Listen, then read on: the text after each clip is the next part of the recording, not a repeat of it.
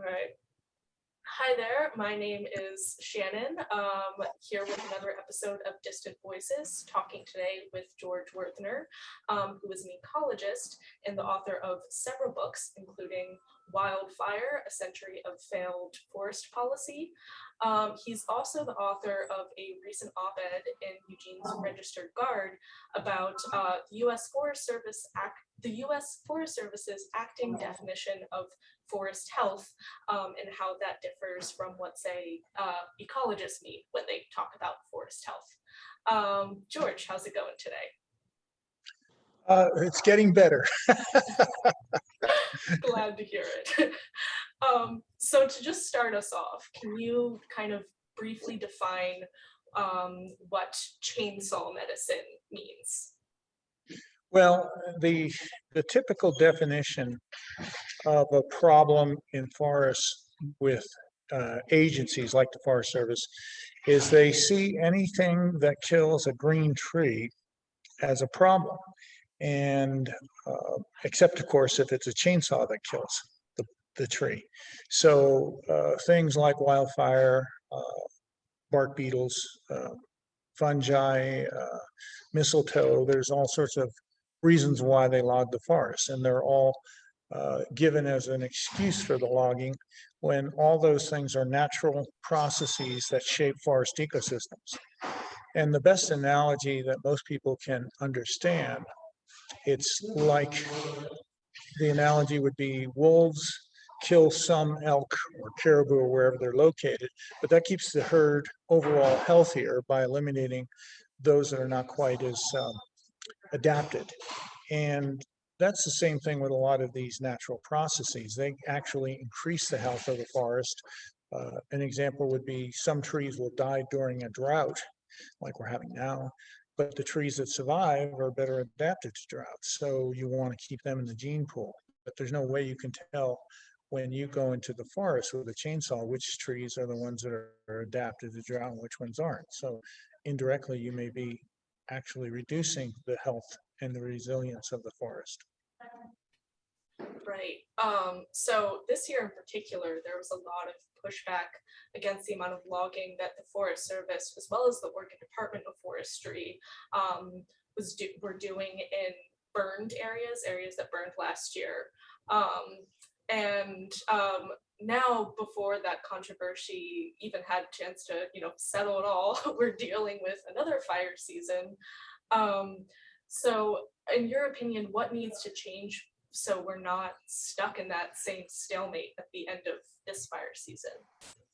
Well, the first thing is the realization that the trees that result from a wildfire, the snags, are actually a very critical habitat type that a lot of species depend on.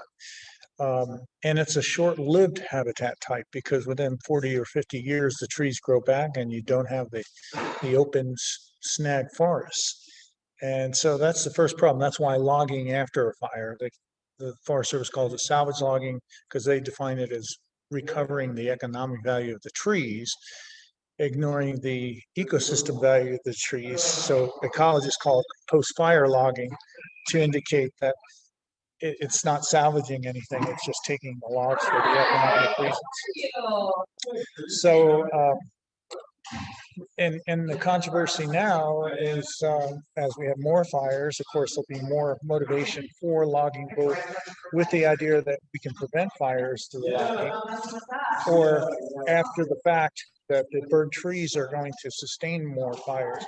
And neither of those assumptions are true. Most of the fires that we have can be traced to the climate and weather conditions. So if you didn't have hot, dry weather with wind, that's what we call extreme fire weather, you won't have a fire that spreads very far. You may not even get an ignition. And a good way to think about that is to go to the coast forests in Oregon. It doesn't burn very often, and the reason's real obvious because it's cool and wet. On the other hand, with climate change that we're having, warming we're creating conditions that are more, enhance fire spread and ignitions. So the ultimate thing, of course, is to deal with the climate change and get serious about reducing the greenhouse gas emissions. But in the meantime, really, the only thing that I think we can do is make our communities more fire resistant, because we're not going to stop the fires. If you could sort of rewrite the Forest Service's definition of forest health, what would it be? It would be recognizing that these natural processes that I mentioned before, drought or bark beetles or whatever, are actually essential for maintaining a healthy forest ecosystem. And that's the difference. They focus on the trees, not the whole forest. It's they don't want to see a tree die, but in worrying about that tree dying, they're helping to reduce the health of the forest ecosystem as a whole. So I guess I would say you have to look at things from an ecosystem perspective, and you have to recognize that all this is in constant change. Look at the news when you anymore about fires, like the bootleg fire that's burning right now down in Southern Oregon. You'll see they'll say hot, dry weather, low humidity, and winds are spreading that fire. Just pointing out to how important the extreme fire weather conditions are. Under less than extreme fire conditions, things like thinning the forest might work, but then you don't have to worry because you can put fires out under those conditions very easily.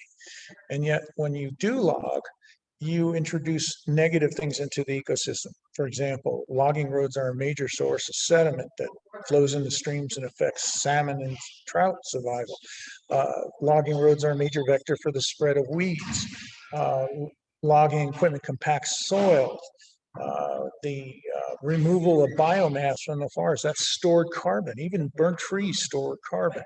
So we get all these negatives with thinning, and the chances of a fire encountering it are very low. And the thinning only works during times when you can put out a fire anyway, if you would be inclined to do that. I wouldn't necessarily recommend it, but if you were, you could. And those very fires that they hope to stop, the burning like right now with the wind and the low humidity and stuff, it doesn't work.